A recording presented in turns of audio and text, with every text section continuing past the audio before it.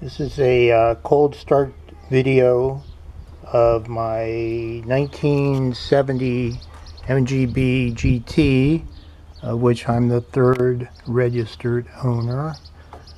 It's currently around 82 degrees Fahrenheit in the high desert, so it is rather warm.